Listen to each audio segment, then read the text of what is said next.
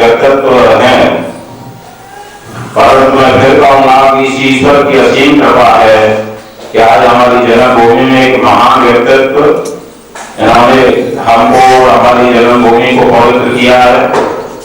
मैं बहुत बहुत धन्यवाद देता हूँ। और मथुरा आए हुए थे, हमारे विशेष अनुरोध पर ये कहा फिर आऊंगा, परंतु उन्होंने स्वीकृति दी और कहा कि 1 घंटे के लिए। तो मैं चाहूंगा कि ये सभा चले। वैसे वो मिलने के लिए व्यक्तिगत आ रहे थे, तो मैंने ये सोचा कि ऐसा जीवन जिन्होंने अपना संपूर्ण जीवन आज इस भौतिक चराचर को ठोकर मार करके और जो आध्यात्मिक जीवन के लिए समर्पित हैं, उनसे कुछ लाभ लिया जाए। इसलिए आप सब लोगों को मैंने थोड़ा सा कष्ट दिया है, आप इनसे लाभ लेंगे, ये ऐसी मुझे उम्मीद है। और ये हमारी गोष्ठी सभा चले उससे पहले आवश्यक है कि हम एक अध्यक्ष नियुक्त करें, तदुपरांत इसका हम सभा का रूप दें। तो हमारे राज्य में हमारे जिनको अवसर प्रदेश स्तर पर जो अपना नेतृत्व कर चुके हैं, हमारे राज्य में सम्माननीय महाशय जी श्री चरण सिंह जी, उनसे मैं कहूँगा को आए और आपकी इस गोष्ठी ये सभा का जो है सभापति ग्रहण करें। सम्माननीय श्री महाशय जी।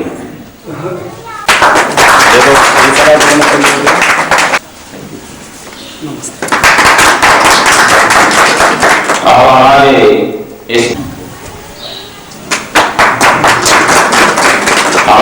फौजी भाई रणवीर जी जो हार्नेस लगे रहते हैं, रणवीर जी फौजी आए हैं और स्वागत करें।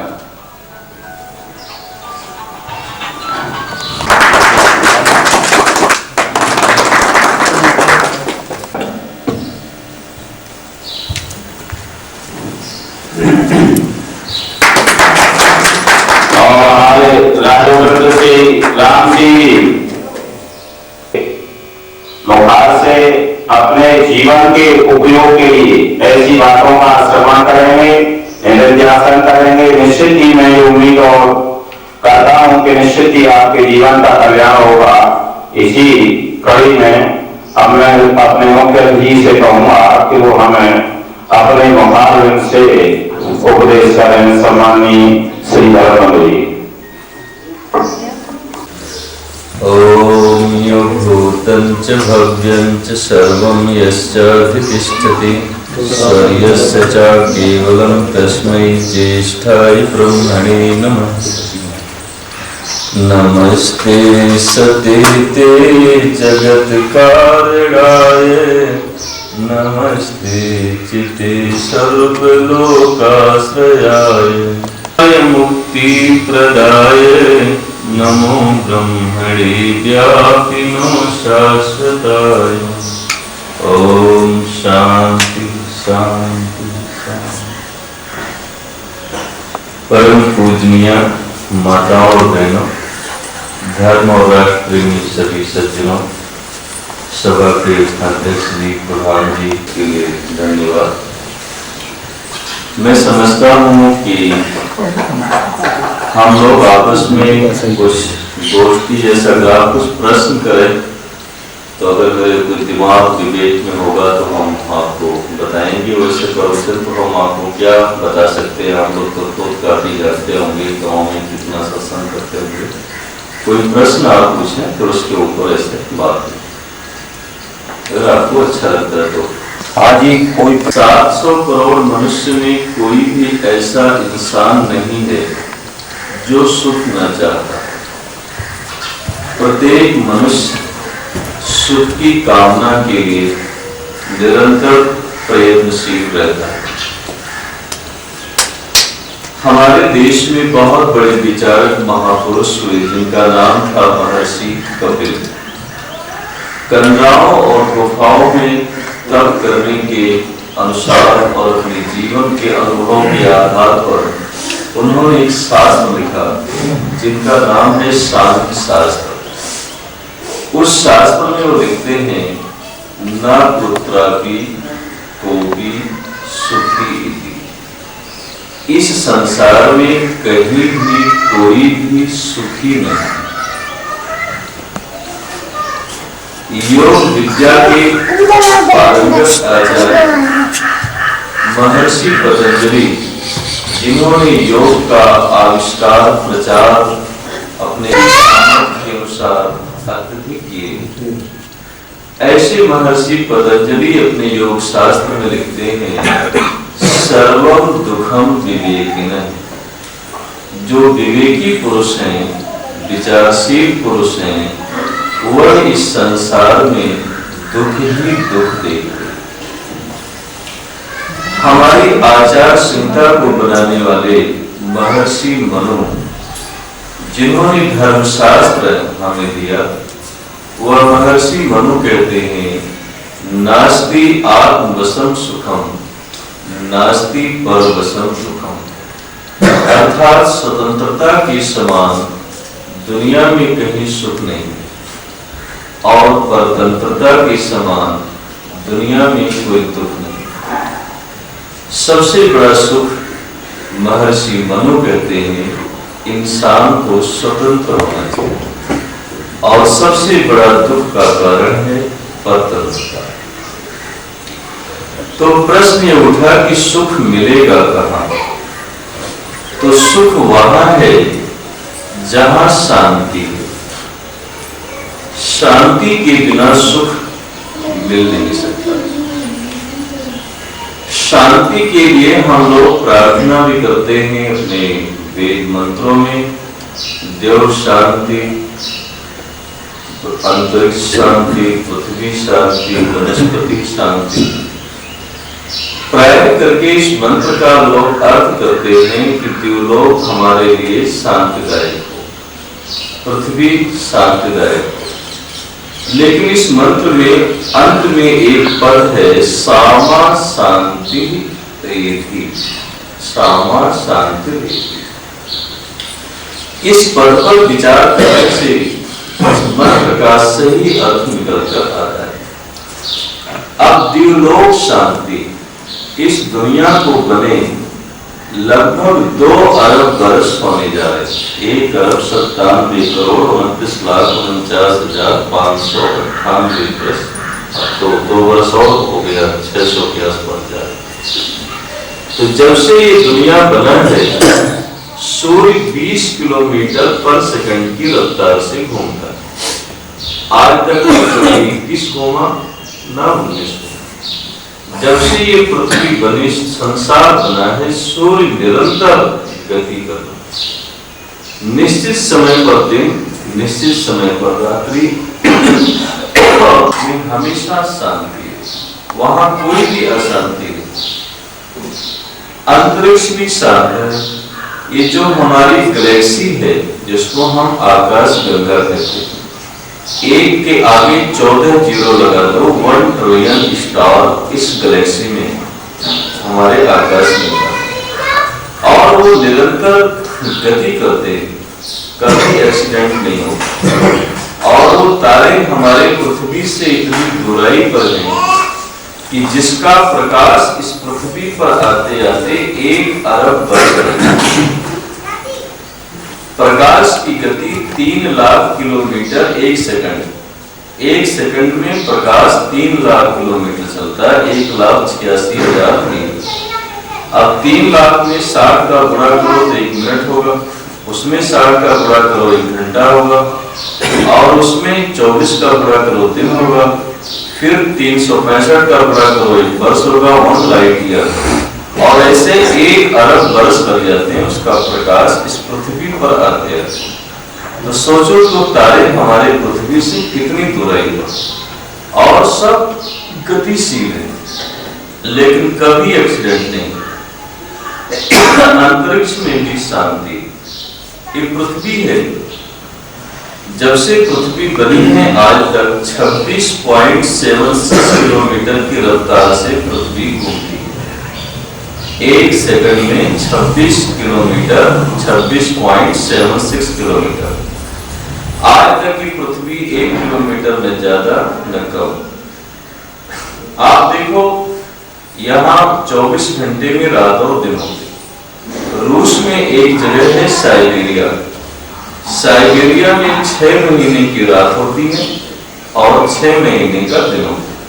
तो एक वर्ष में एक रात दिन होती है, जो पृथ्वी का बिल्कुल निचला हिस्सा है।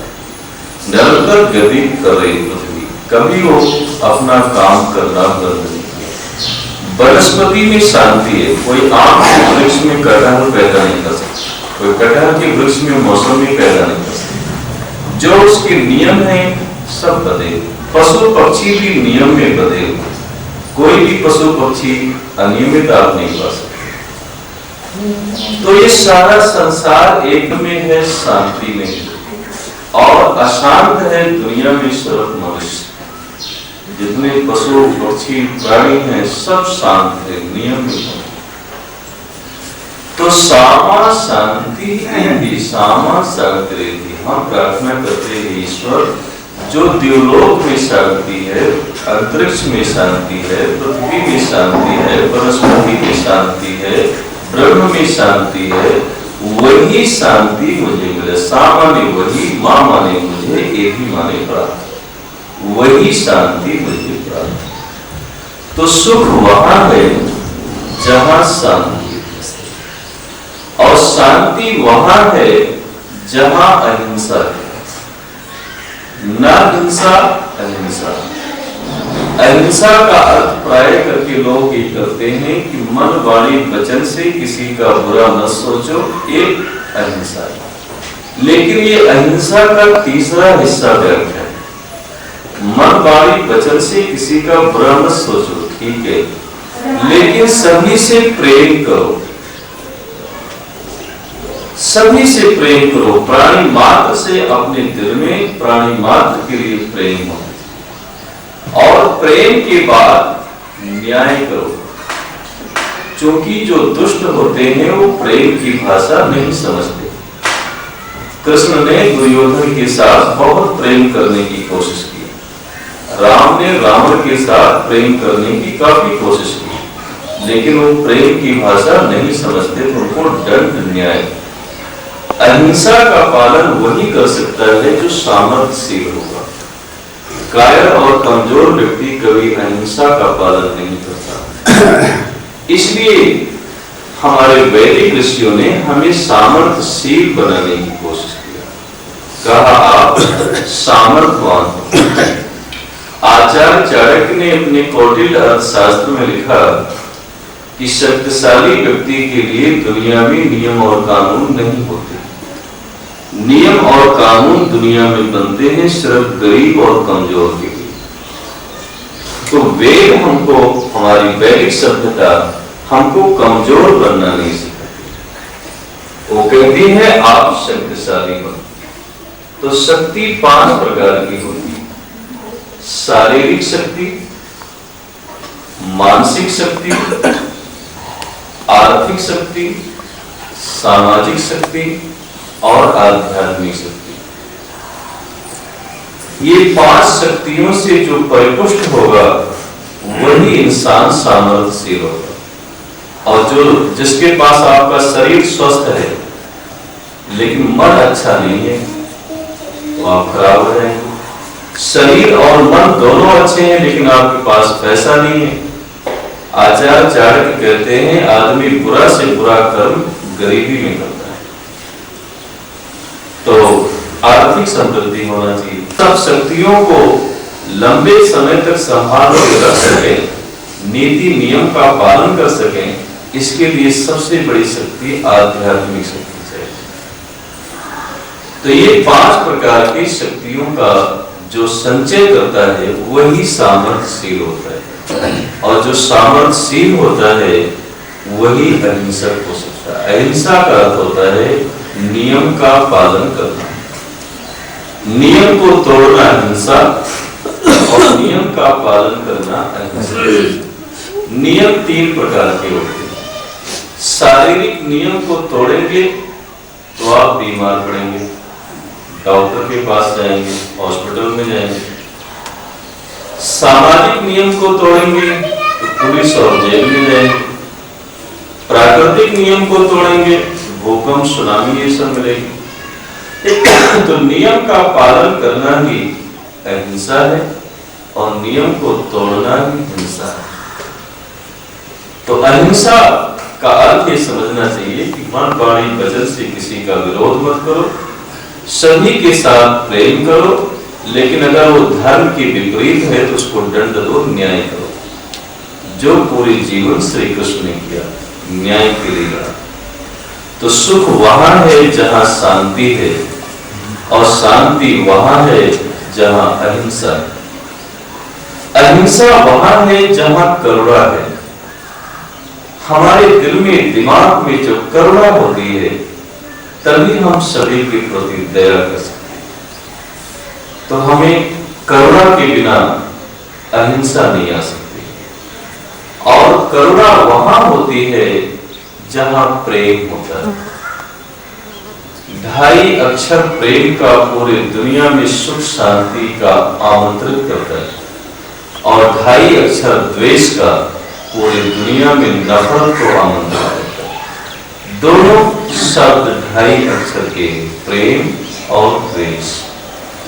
जर्मनी के बहुत बड़े फिलोसोफर प्रोफेसर फ्लेमिंग का कहना था कि जिंदगी जीने का मजा है हमेशा खुश रहो, और खुश रहने का तरीका है हमेशा पॉजिटिव थिंकिंग रखो, सकारात्मक विचार रखो। इस दुनिया में 700 करोड़ मनुष्य हैं। आप इसमें अच्छे से अच्छे इंसान को ढूंढ लाओ, उसके अंदर भी कुछ न कुछ बुराई होगी। इस दुनिया में अच्छे से अच्छे इंसान को ढूंढ लाओ, उसमें कुछ न कुछ बुराई होगी। और दुनिया में बुरे से बुरे इंसान को ढूंढ लाओ, उसमें भी कुछ न कुछ अच्छाई होगी। इस दुनिया में ना कोई अच्छा है ना कोई बुरा है। आप अपने विचार व्यवहार से जैसा चाहो वैसा बना सकते हो। प्रेम और सेवा से पूरी दुनिया को अपना बना सकते हो, लेकिन नफरत से किसी अपने परिवार को भी अपने बस में नहीं रख सकते। लेकिन वो याद करना चाहिए फिर न्याय कि प्रेम और सेवा दुष्ट के ऊपर लागू नहीं होते। रावण और कंस जैसे पर प्रेम और सेवा लागू कभी हो नहीं सकते। जहां शांति है, शांति वहां है जहां अहिंसा है, अहिंसा वहां है जहां करुणा है, और करुणा वहां है जहां प्रेम। प्रेम वहां है जहां विश्वास है। कोई व्यक्ति किसी के प्रति जब तक प्रेम करता है जब तक उसके प्रति विश्वास होता है, और ये सारा संसार विश्वास से चलता है। आप देखो, बड़ी बड़ी कंपनी एक आदमी की होती है, लेकिन पूरे विश्व में व्यापार कर्मचारियों के ऊपर विश्वास के द्वारा ही चलता है। पैसा जाने के बाद पैसा आ सकता है, सम्मान जाने के बाद सम्मान मिल सकता है, लेकिन याद रखो, विश्वास जाने के बाद कभी विश्वास नहीं मिलता। इंसान को अपनी जिंदगी में कभी विश्वास नहीं तोड़ना चाहिए। और अगर विश्वास को बना के रखा है तो पैसा नहीं है कोई बात नहीं, फिर आ जाएगा, कर सकते हैं, लेकिन विश्वास जाने के बाद विश्वास हासिल नहीं होता। ये सारा दुनिया एक विश्वास पर चलता है। एक माता पिता अपने बच्चे को जिगर के टुकड़े की तरह पालते हैं, लेकिन किसी हॉस्टल में किसी टीचर के पास उसको इसलिए छोड़ देते हैं क्योंकि वो शिक्षक पर उसका विश्वास होता है कि मेरे बच्चे का जीवन यहाँ निर्माण होगा। जो माँ अपने बच्चे को अपने से अलग नहीं देखना चाहती, लेकिन उसके कल्याण के लिए वहां पर छोड़ देती। एक माता पिता अपने बेटी को गुलाब की फूल की तरह पालते हैं, बहुत नाजों से उसको संभालते हैं, लेकिन किसी लड़के के हाथ में उसका हाथ स्पर्श सौंपते हैं, उनको विश्वास होता है कि मेरी बेटी का जीवन सुरक्षित है। एक कंपनी का मालिक नौकर के ऊपर चला, सत्य लोक हिता भूमि, ये भूमि सत्य के सहारे पर टिका हुआ, सत्य लोक हिता भूमि। ये सारी दुनिया सत्य पर चलती है, लेकिन आज लोग कहते हैं हम झूठ नहीं बोलेंगे, गलत नहीं करेंगे, धोखा नहीं देंगे, हम कामयाब नहीं होंगे। हमें कामयाब होना है तो झूठ बोलना चाहिए, धोखा देना चाहिए, लेकिन ये बिल्कुल गलत सोच है। झूठ बोलकर, धोखा देकर आप कुछ समय के लिए थोड़ी सी कामयाबी हासिल कर सकते हैं, लेकिन वह लॉन्ग टाइम नहीं चलती। धर्मशास्त्र ने कहा, अधर्मेण ऐहते तावत् ततो भद्राणि पश्यति ततः सपत्नां जयति समूलस्य विनश्यति। अधर्म करने से इंसान तरक्की करता है, दुश्मनों को जीत लेता, बड़े बड़े शक्तिशाली को परास्त कर देता है, लेकिन एकदम मूल सहित नष्ट हो जाता है। मैं भी कुछ दिन पहले एक बुक पढ़ रहा था, फ्री इकोनॉमिक्स। पूरी दुनिया में कहते हैं 60 वर्ष में इंसान का परिवर्तन आ जाता है। ऐसे हैं जो 150-200 वर्षों से काम कर रहे हैं, क्योंकि उनमें सच्चाई ज्यादा है। नहीं तो बीच में डालमिया गोयनका कितने पैदा हुए, किधर चले गए, कोई पूछने वाला भी नहीं है, और भी लोग चले जाएंगे। तो सत्य का धर्म ज्यादा दिन तक साथी होता है, असत्य का साथ बिल्कुल छोड़ता है। तो विश्वास वहां होता है जहां सत्य है। आप किसी को वही सत्य है जिससे समाज का कल्याण, लोगों का कल्याण, और सत्य वहां है जहां धर्म है। सत्य वहां होता है जहां धर्म है। तो आप लोगों ने धर्म की परिभाषा तो बना रखा है, हिंदू, मुस्लिम, सिख, ईसाई, न जाने क्या क्या दुनिया में धर्म बना रखे हैं लोगों ने, लेकिन धर्म दुनिया में एक होता है। धर्म के लक्षण हमारे ऋषियों ने कहा पहले 10 है। धृति, क्षमा, दमो, अस्थेय, शौचम, इंद्रिय निग्रह, धीर, विद्या, सत्यम, क्रोधो, 10 धर्म लक्षण। धर्म के 10 लक्षण है। धैर्य रखना, क्षमा करना, अपने इंद्रियों को संयमित रखना, चोरी नहीं करना, जितेंद्रिय होना, शरीर, मन, वाणी, बुद्धि को हमेशा पवित्र रखना, इंद्रियों को सही काम में, बुद्धि को बढ़ाना, विद्वान बनना, विद्या पढ़ना, और क्रोध नहीं करना। लेकिन ऋषि ने कहा अगर 10 लक्षण पालने में कठिनाई होती हो तो 4 लक्षण समझ लो धर्म के मान।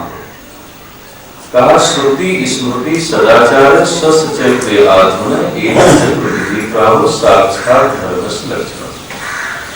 अगर वेद में कहा है, ऋषियों के बनाए ग्रंथ में लिखा है, और ईश्वरीय नियम के अनुकूल है या नहीं, और जो अपनी आत्मा कहती हो, ये 4 लक्षण जहां घटते हैं वो धर्म। ऋषि करार ने कहा कि ये 10-4 का भी चक्कर छोड़ो, 2 चीज का भी मानो। उन्होंने अपने वैशेषिक शास्त्र में लिखा, ये तो अभ्युदय निश्रेयस्य भीषा धर्म। जिस काम को करने से भौतिक उन्नति की प्राप्ति हो और पारलौकिक उन्नति भी होती हो, वह धर्म। अर्थात बिना भौतिक उन्नति किए आध्यात्मिक उन्नति नहीं होती। लोग कहते हैं हमने इसको त्यागी बन गए। त्यागी क्या? तुम्हारे पास था तो क्या तुमने त्याग किया? होने के बाद त्याग करो, त्यागी। तो भौतिक उन्नति के बिना आध्यात्मिक उन्नति नहीं होती, इंसान फिसल जाता है। दुनिया के बहुत बड़े वैज्ञानिक अल्बर्ट आइंस्टाइन का भी कहना था कि science without religion is lame, religion without science is blind.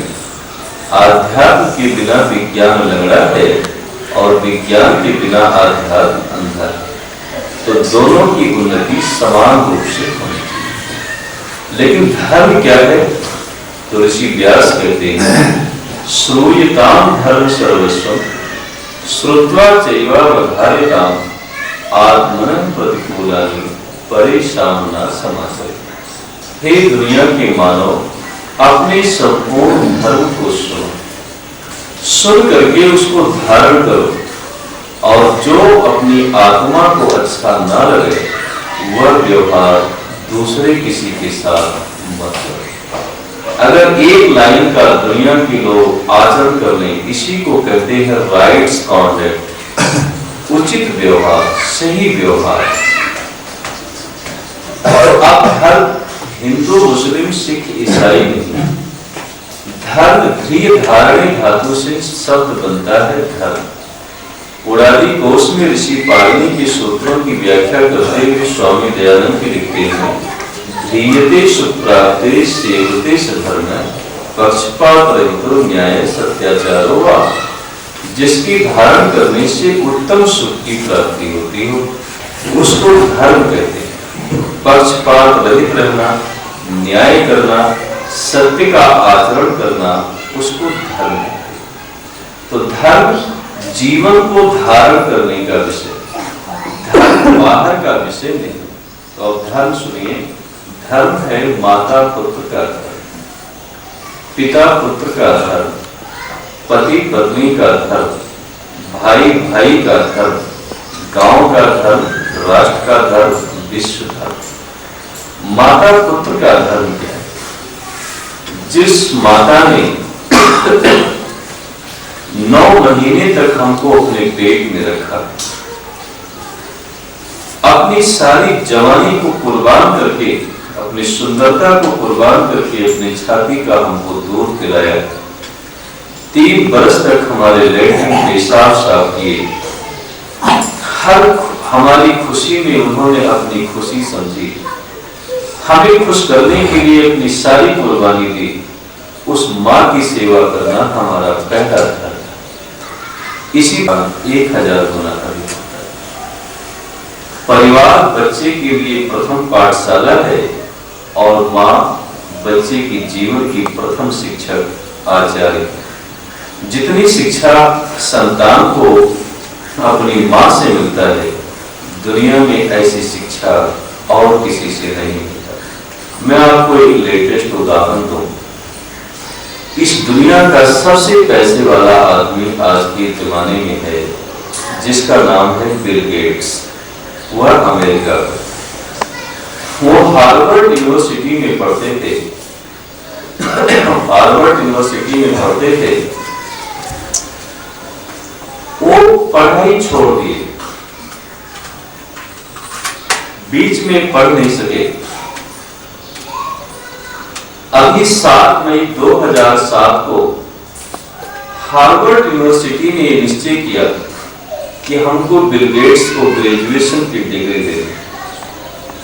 7 मई 2007 को जब हार्वर्ड यूनिवर्सिटी ने फंक्शन रखा, तो जब वो डिग्री उनको मिली तो बिल गेट्स ने जो स्पीच दिया, तो भी आप इंटरनेट आदि से कहीं शहर से बना के पढ़ें, तो बिल गेट्स ने कहा कि जो शिक्षा मेरी माँ ने मुझे दिया, वह शिक्षा इस ईंट पत्थर के जंगल हार्वर्ड ने हमें नहीं दिया।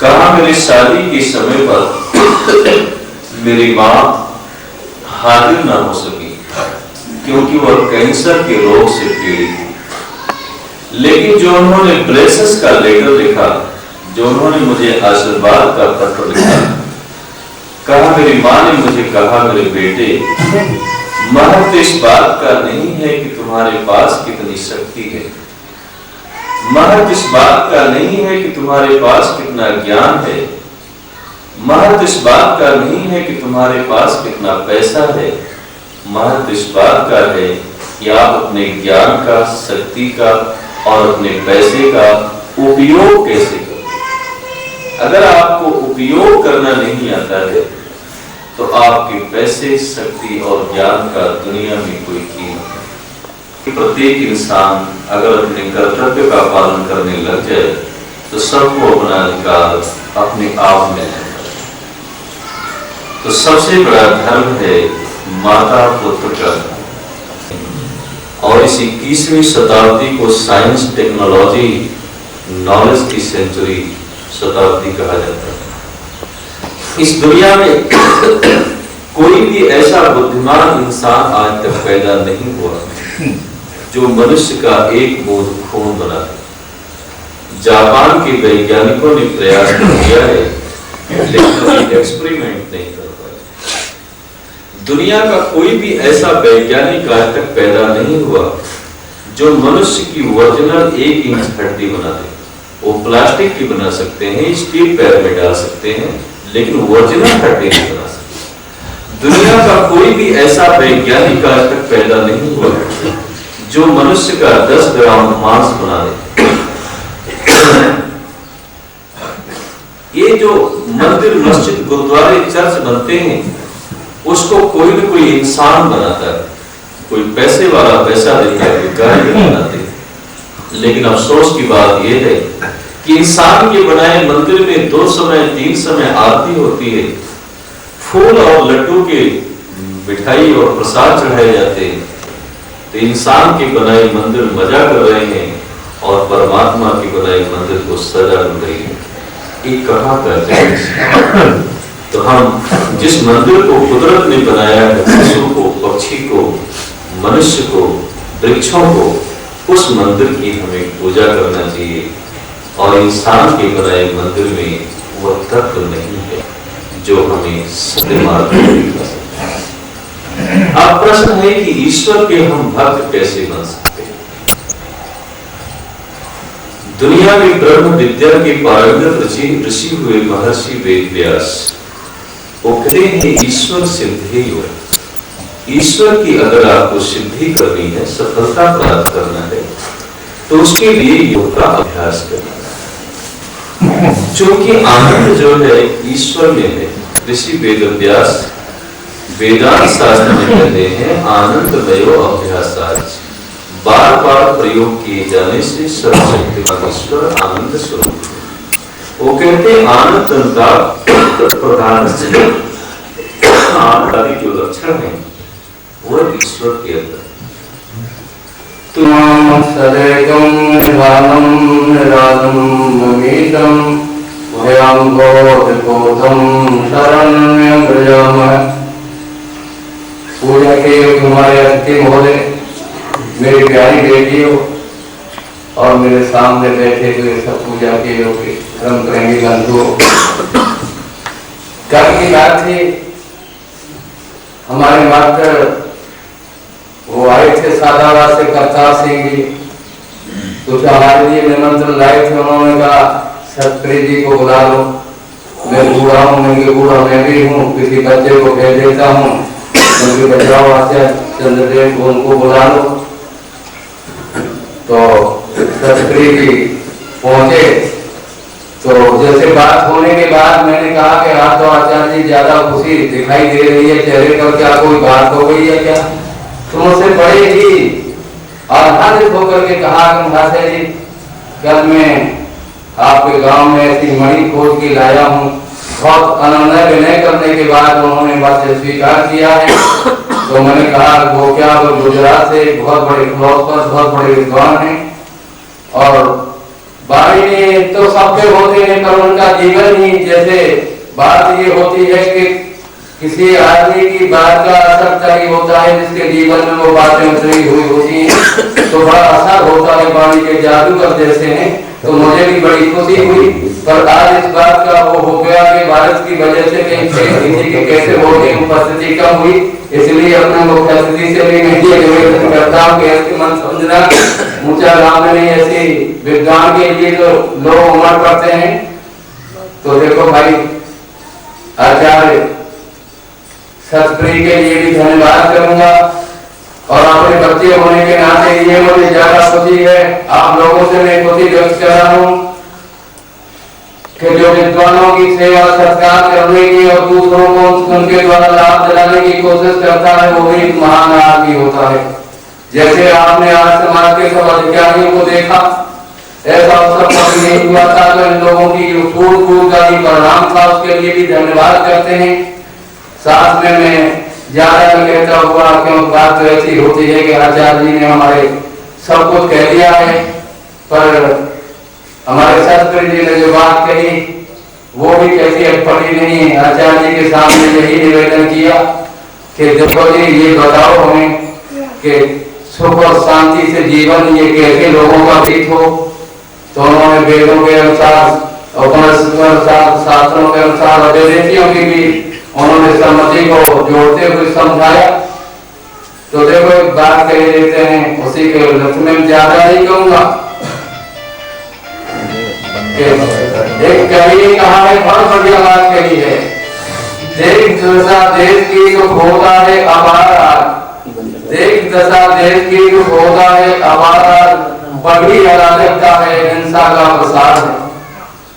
जो आज ये सामने बात आ रही है, स्वार्थ बस ईर्ष्या का है बोलबाला चारों, घोर अनैतिकता भरा भ्रष्टाचार है। उन्होंने उद्बोधन करते हुए अपने दिलों और आत्मा की बात जो आपने छोड़ी है उसका यही है कि ऐसी विषम परिस्थितियों में आए वीरो हिम्मत से, साहस से, दिलेरी से कुटिल कुरीतियों का करना संहार है। धर्म का प्रचार हो, धर्म का प्रचार हो, पाखंड का धर्म का प्रचार हो, पाखंड का संहार हो, तभी इस देश और जाति का संभव सुधार है। ये सब बात करते हुए मैं थोड़ी सी बात और करता हूँ। वेद में अथर्ववेद का एक मंत्र है, ओम श्रद्धया परिहिता परिगुणा श्रद्धया दीक्षा गुप्ता यते प्रतिष्ठिताम लोको निधनम। प्रत्यारोप करते हुए किसी कवि हम हे प्रभु निज धन सामर्थ्य से सबका हित उपकार करें, श्रद्धा से जीवन हो सुभाषित, श्रद्धामय व्यवहार करें, धृत व्रत बने, व्रत में जीवन जी करके यज्ञ करें, टूटे दिल जोड़े प्रेम सूत्र से सी करके। अपने उत्तम कर्मों से हम दुनिया में शांति उपजाए हम, और ऐसा जीवन जिए जगत से हंसते हंसते जाए हम।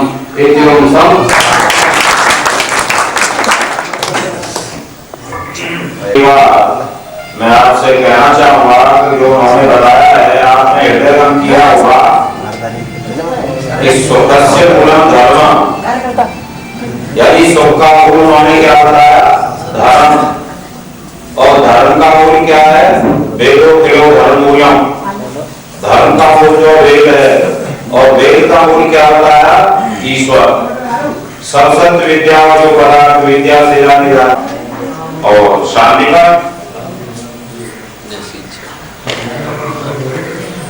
ओम शांति अंतरिक्षम शांति पृथ्वी शांति शांति औषधया शांति वनस्पतया शांति विश्वे देवा शांति ब्रह्मा शांति सर्वं शांति शांति देवा शांति सामा शांति ओम शांति शांति शांति। व्यक्ति के आजीवन और परिवारों के वैयक्तिकरण से ही भारत समाज में होगा, भारत समाज वैसे ही भारत में होगा, और भारत वैसे ही विश्व में होकर देव दयानंद के दिव्य स्वप्न साकार होंगे। हम बदलेंगे तो जग बदलेगा, हम सुधरेंगे जग सुधरेगा। अपूर्ण त्यागें सद्गुण धारें, वैदिक परिवार बनाएंगे, धरती पर स्वर्ग सजाएंगे, संसार के श्रेष्ठ पुरुषों एक हो। जो आचार्य सो हमारे सभी के लिए वैदिक